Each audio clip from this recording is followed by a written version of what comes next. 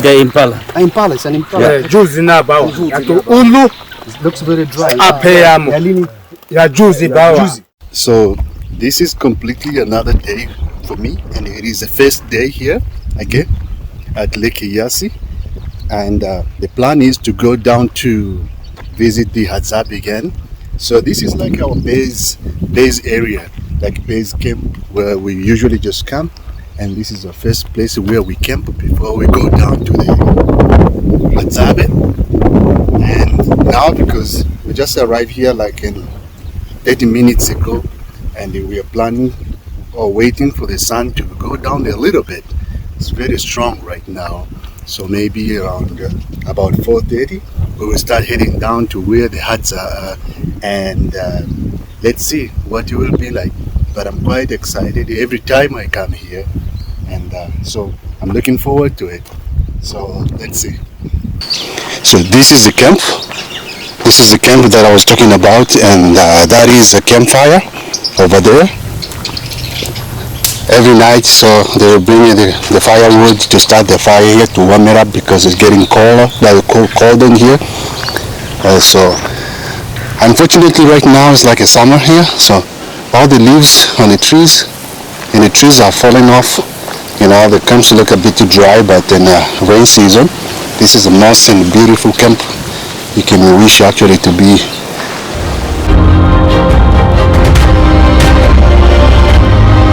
As the first light of dawn filters through the dense savanna, I approach the Hadzabe camp, a community that has preserved their hunter-gatherer as a way of life for thousands of years.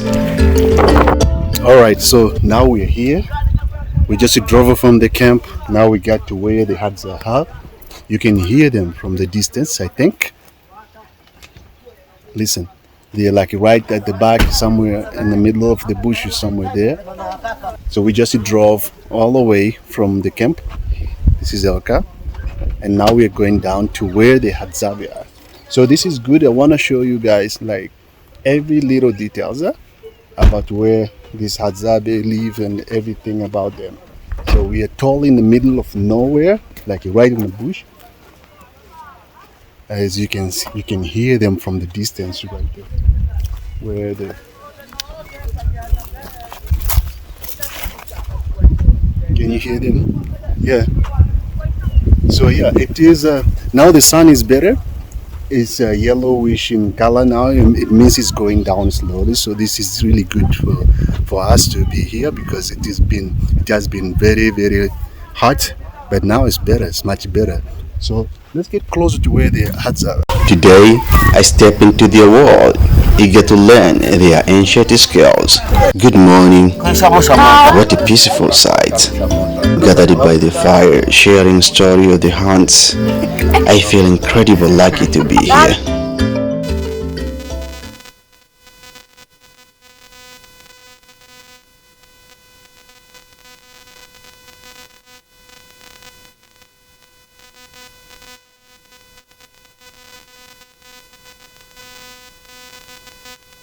I'm here with the Hadzabe, and they have invited me today into this space to share more about their lives. Let's start with the names in their fascinating click language. So this is a Hadzabe hut. The way it looks like, it's been made of woods and grasses. And here we are today. What is going on is today Hadzabe want to take me out, go hunting and learn about every single detail, how they track the animals, how they can tell where the animal went, and to allocate every little things. So just to understand the whole strategy they use to get a prey. So today I'm here, they invite me over, and I'm happy, I'm quite excited. So by the way, my name is Rama, and your name? Ono akanabe kwa Mogesa. Komogesa. Mogesa. Komogesa. Mogesa. Ono akanabe iya. Ono akanabe angusha marori. Ono koko akanabe kokombi abe koko bipi kote muicha koko takasa ichata. That thing koko akate. That is it's such a click name. what? Colombia, wherever their name is very hard. So yeah, without further The Hadzabe's language is one of the last click languages in East Africa, a beautiful and intricate aspect of their identity. Now we dive into the tools that define their hands. These arrows are just sticks with a sharp point. They are crafted for a specific purpose.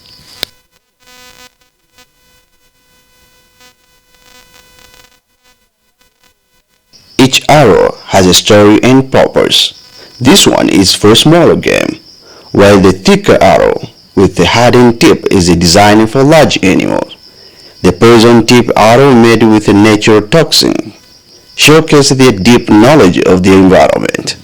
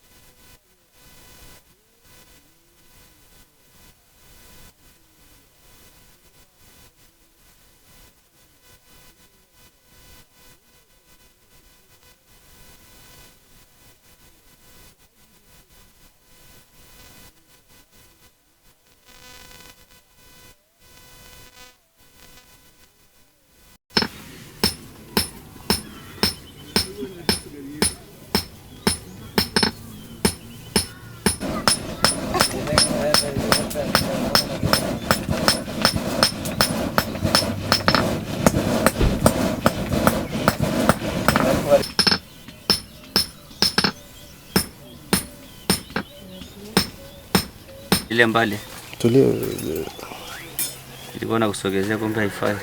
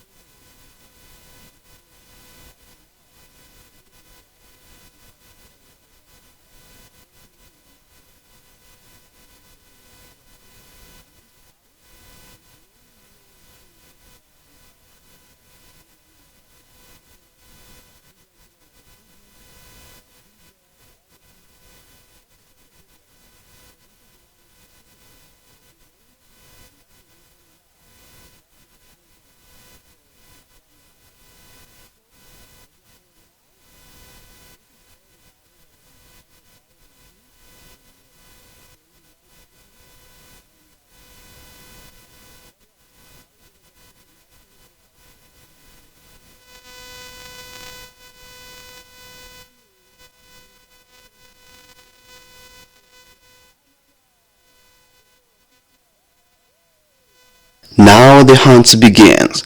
The Hadzabe rely on their sharp instincts, honed over the generation, to track and hunt in this vast land.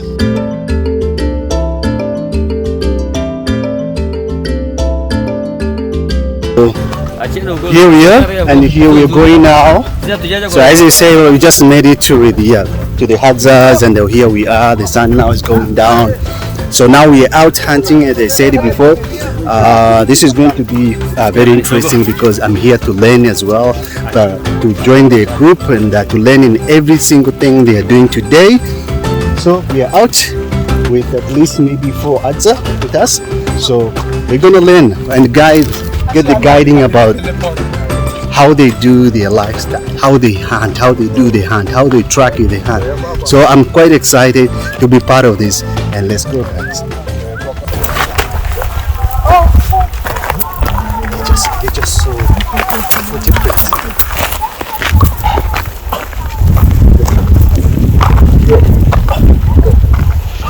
Look.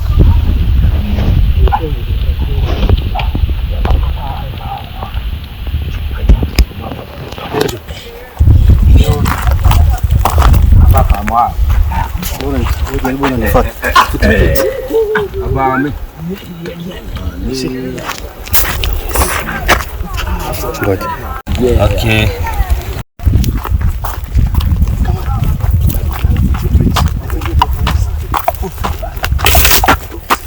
What do you see here? To the untrained eye, it is just a smudge in the dirt, but to the Hadzabe, it is a road map, a clue pointing to their next meal.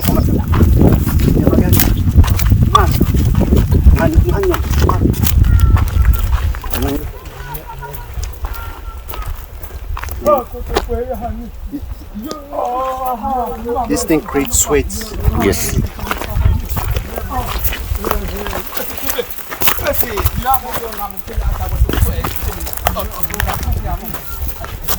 So we have seen some footprints, and I think it's from the kudu.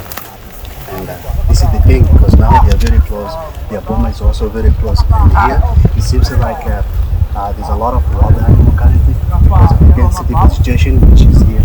So as we just walk out of the camp, now we just came across with a lot of footprints.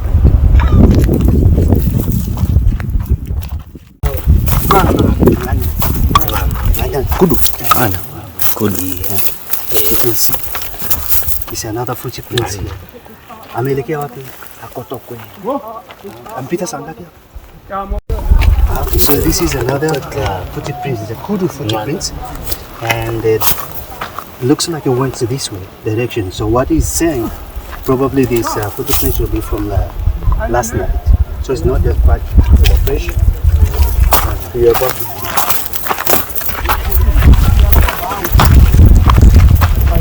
This is very interesting, just to learning the way they hunt.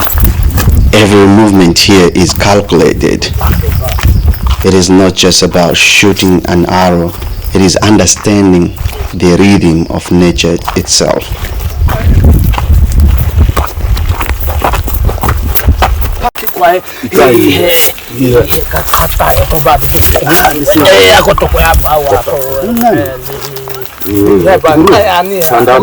Akudu.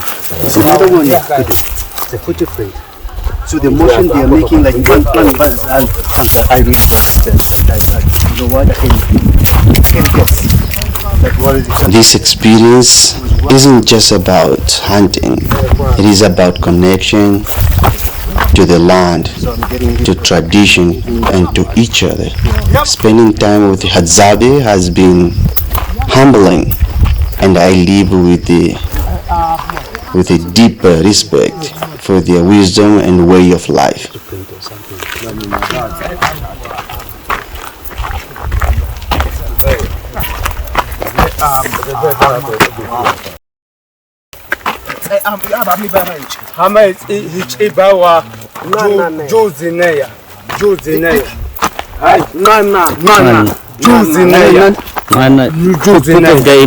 Impala, it's an impala.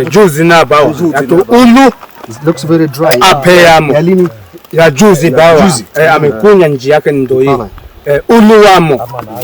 Looks like the area has got a lot of wildlife currently, because this is another one from the impala. It's impala feces. Gorgeous. Look at it. So this is an impala feces. You can show it, but it's dry. It's a bit too dry. It's obviously from you say juicy, like 3 days ago, or something like that. Pretty dry. So, but this all this is very promising. It means there is a lot of wildlife around here.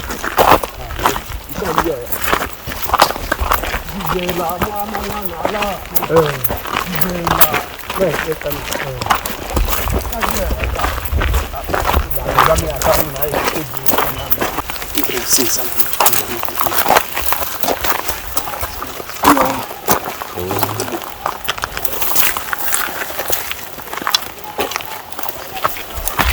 It was a bird.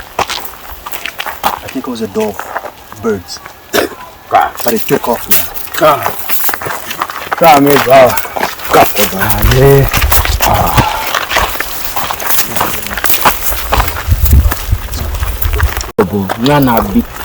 Now it's giving they want me to hold this one. Let's go.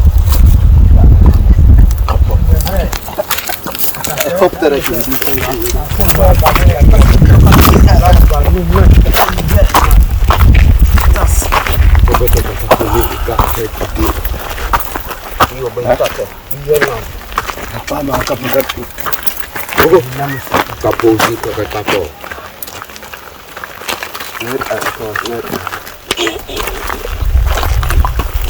They found another footprint tracking.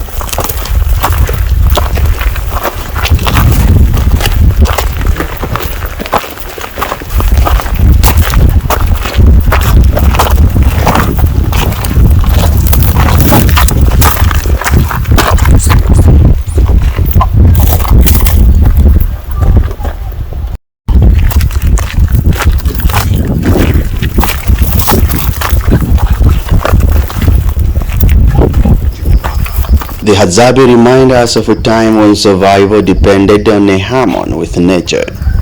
As their tradition faces the pressures of a changing world, preserving their knowledge is more important than ever.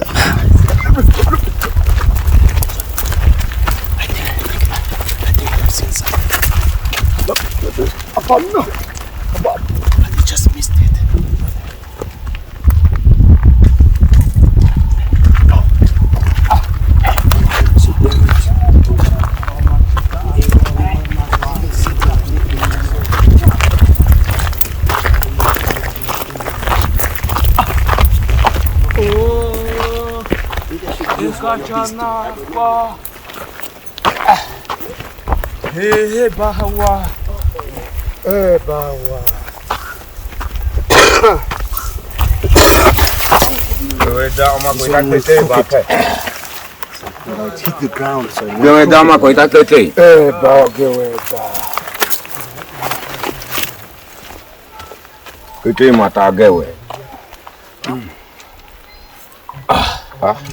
mama gewe da ko kwa gweko yato agewe da kena utu gweko te yato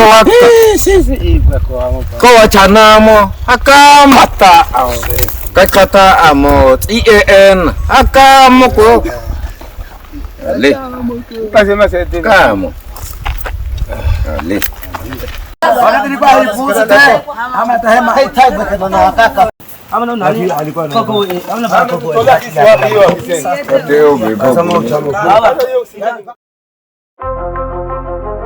In some of the most inhospitable places on earth, tribespeople and different cultures have lived for thousands of years.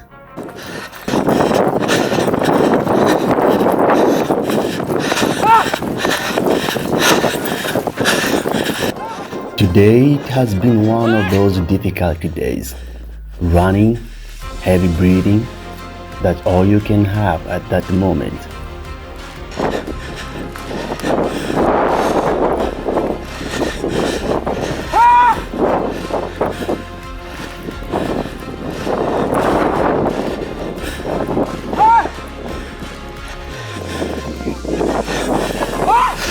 A especially when they have targeted what they wanted. And today, they are on a chase, looking for a baboon.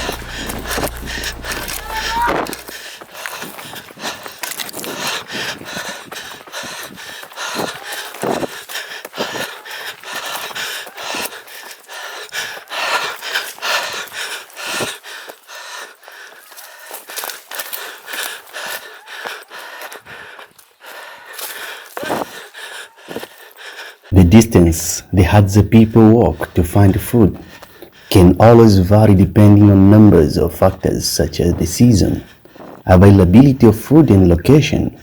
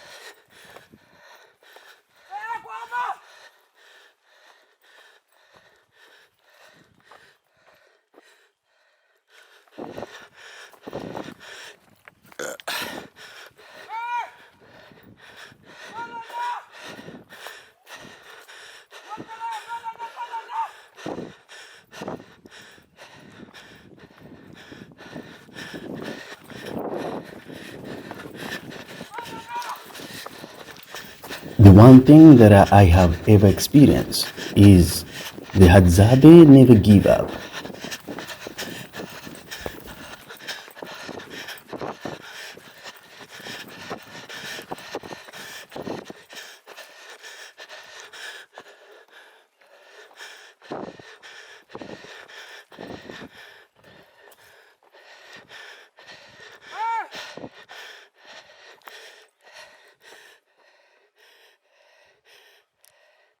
The Hadzabe people are skilled hunters who rely on hunting game animals as a significant part of their diet. However, they don't necessarily have a specific animal to hunt on a daily basis. Instead, their hunting targets depends on a variety of factors such as the season, weather, location, and availability of game.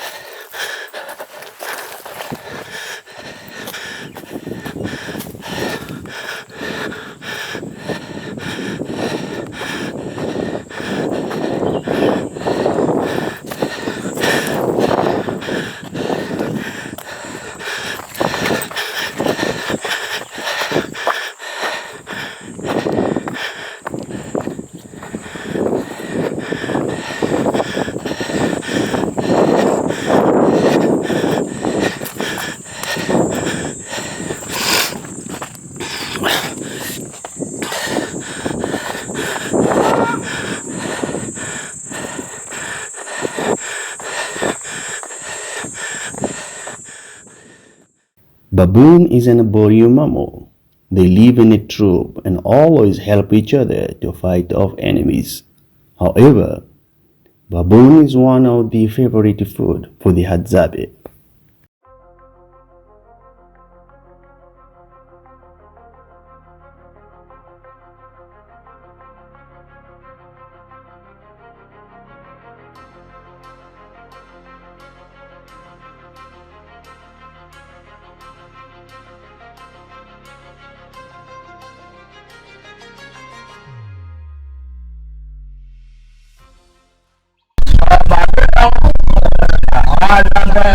They will always do a little song whenever they come across with the fruits. There's some sort of fruit that they love the most.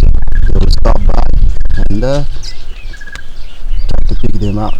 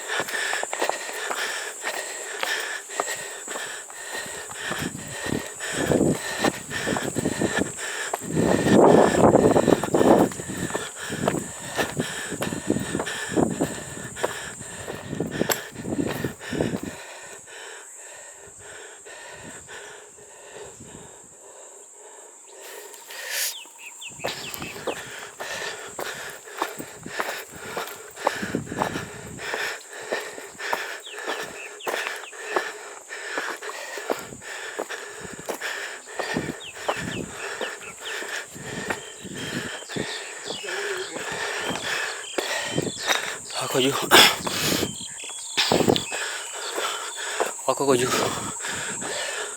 Wako milimani.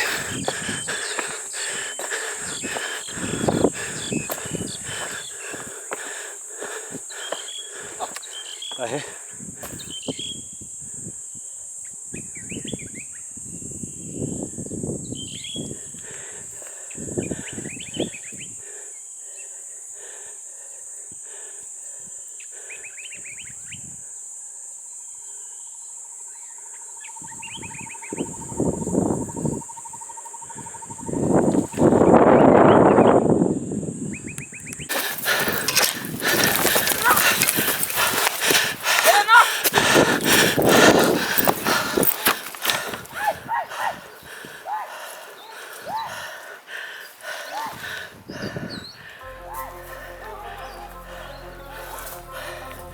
Coba nyanyi apa?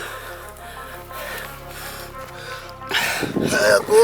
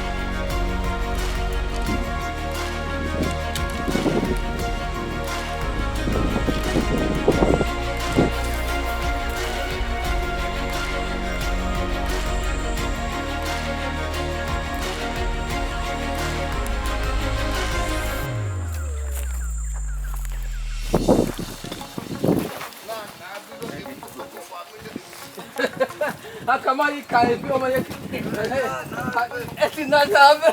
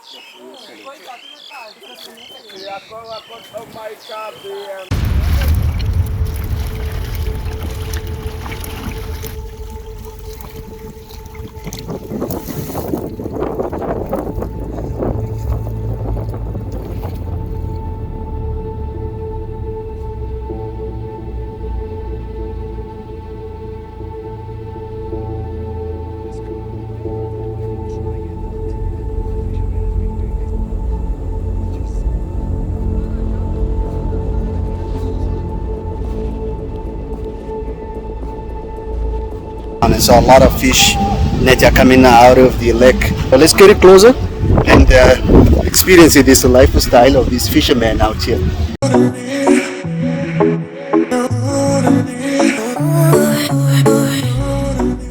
Here I am, me and my brother, we're all excited to go to the Lake Eyas and experience all the activities that can be found at the lake and the fishermen.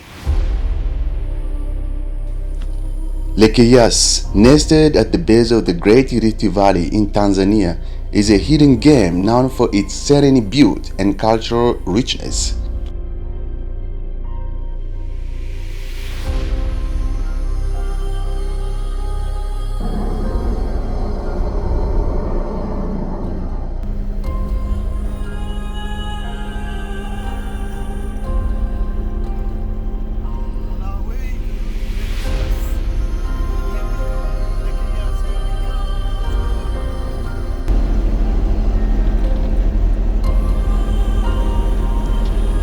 The road to the Lake Eyasi usually takes about 2.5 to 3 hours there.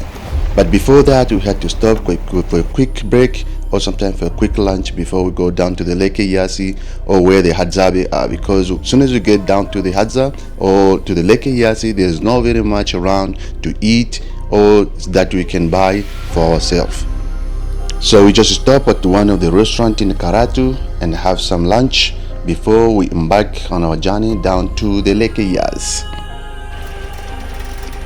Here we go. So now we're on the road to the Lake Eyas. It's dusty. The road is not a tarmac road, so it's very dusty, but it will take us about maybe an hour on this dirty road to get to the Lake Eyas and where the Hadza are. This is my usual drive every time I go to Hadzabe or visit the Hadzabe, and this is the road that I will usually use all the time. So I'm quite used to this, I'm quite used to the dust, and I'm enjoying the ride. Okay, now it is an afternoon. So our first leg, we just made to the one of the camps that I usually camp when I go down to Hadzabe or Lake Eyasi, and this is the camp, one of my friends' camps. So here we are for like a few days. And then today we're gonna go to the Lake Eyas to visit all the fishermen and see what they are doing in their daily lives. Okay, now it is an afternoon. We are setting out, getting ready to go to the lake. This is something completely different, and I think it's one of the things that I haven't done yet. But we're heading down to the Lake Eyas. It's where we will see a lot of fishermen and see all the activities that they are doing. But this will be very interesting, especially for me. I've never been there. I want to experience the life of the fishermen as well. As I heard that they've usually been there like pretty much every day. So to understand the lifestyle of them, this will be amazing. It will be great. So why don't you just stick with me and let's embark on this journey together, and let's see what it's like to be at the Lake Eyas. And so, as I said earlier, I was coming down to the lake So this is where the fishermen are.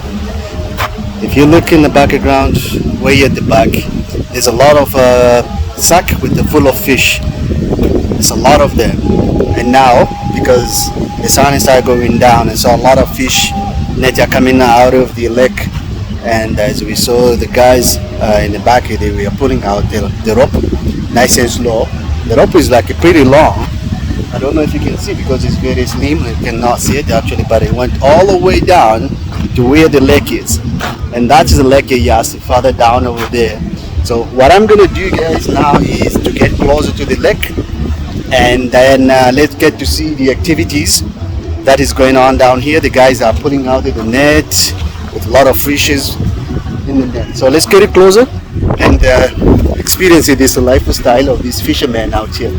So all these houses you see in the back, all those houses over there, they look like a temporary houses, but those are built specifically just for the fishermen. Look how many fishes are in here. Huh? It's a lot of them. It's a small fishes, but it's a bunch of them.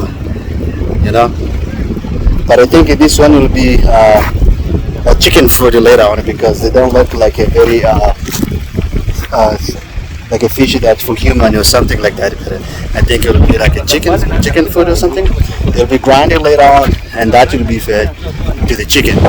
So of course you get to see vehicle like this coming out here, collecting the fish, buying the fish from these fishermen, ready to be taken back into town and we get sold to other people.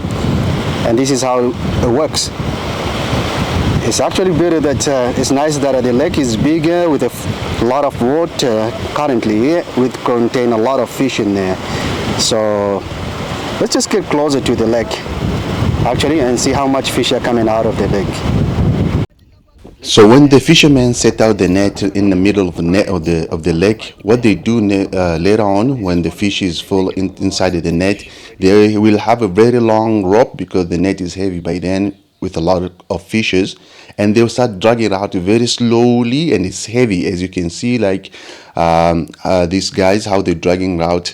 So they put it out and it takes us, I don't know, it can take even about an hour sometimes the way they drag it out, but let's just wait and see how much fish will be coming out there.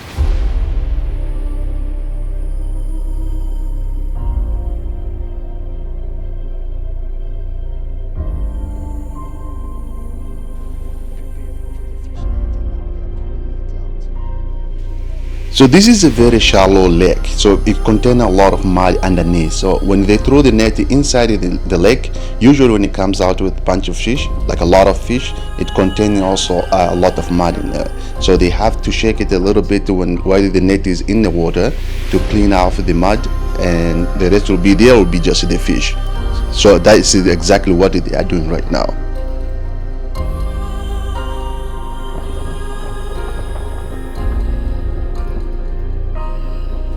So while the other net with full of fish is out, or the guys are cleaning the mud out of the net, the other guys here just working hard at putting the other biggest net out of the lake, with the longest rope, as you can see. So that's what they are doing until the net is coming out of the lake with a bunch of fish in there. I can't wait to see how many fish will be in there. And you guys also, I know for sure that you can't wait to see this. Preparing for the fish net, and now they are pulling it out, expecting that it will have a lot of fish in there. So I'll kind of be waiting to see how much fish will be inside the net. So Lake Eyas is a soda lake or sodium lake. So if you look at this guy on his face, he's covered with a lot of salt around him, because when he was in the middle of the lake there for too long, so the wind and everything, the moisture, later on it dries up and becomes like a salt. So that's why it looks like it's covered with a lot of white stuff, but that is a soda or sodium, or you can call it just salt. That's what is happening. So the guys are working so hard around this area, so that is their lifestyle.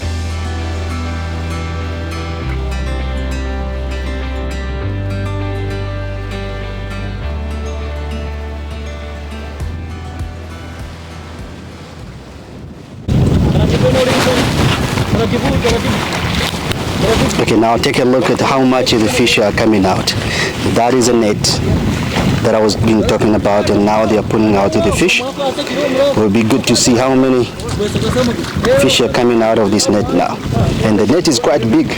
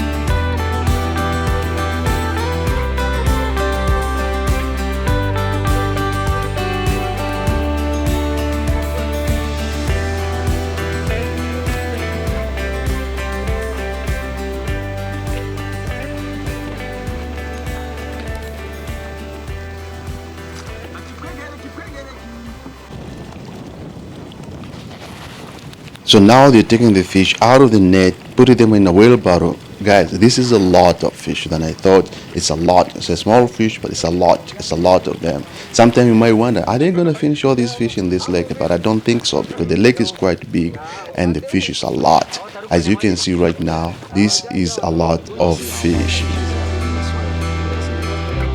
Wow, that's a lot.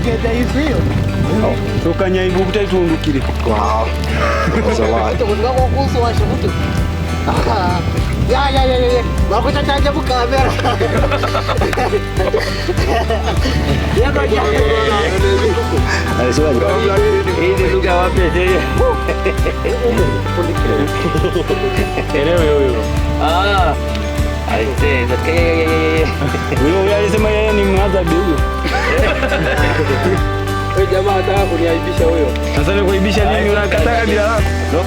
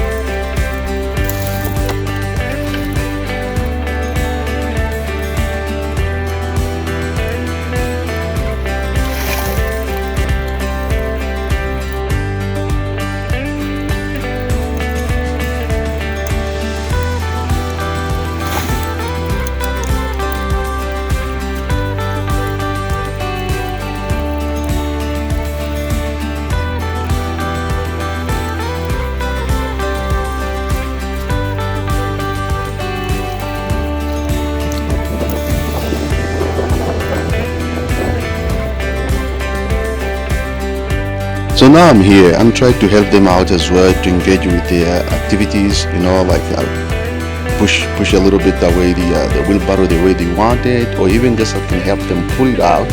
You know, just be part of them and enjoy it. They're such a very nice guy, and they are very welcoming. So I was like, I can just also be the part of it and just enjoy and help them out.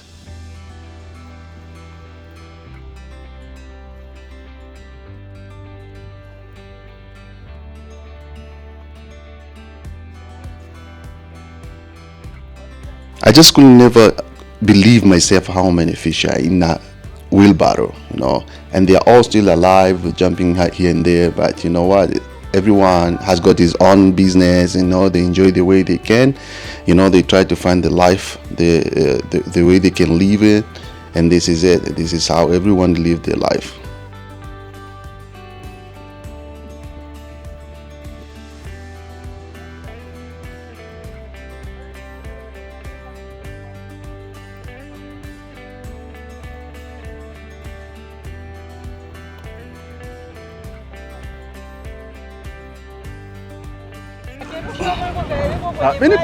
This cool. Why not trying it out? The Fisherman has been doing this for like ages. I can try this.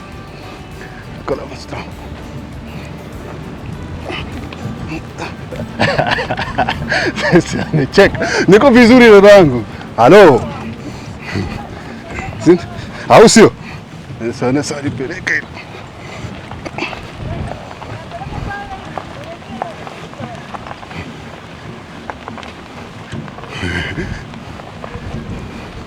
Unaona nimemtolea ile sehemu ngumu. Njoo sasa chukua. Nimemtolea ile sehemu ngumu jamaa. Serikali inaonyesha hii. Serikali inaonyesha hii. Hii hapa.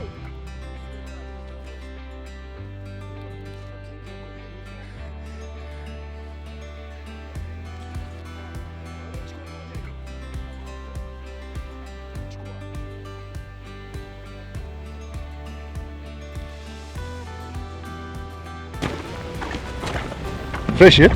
Cheers, brother. Thanks. Hey, bro.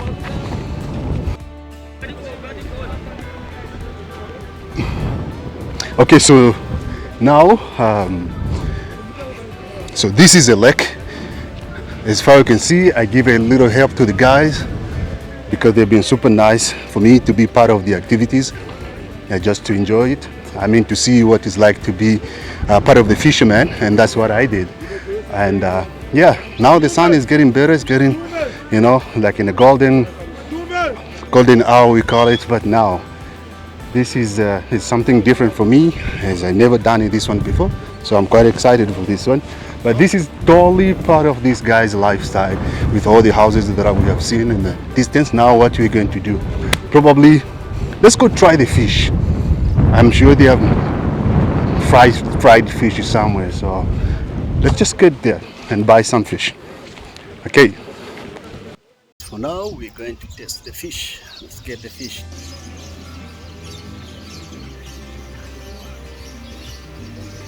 Uncle, hauna mfuko ziada? Brother.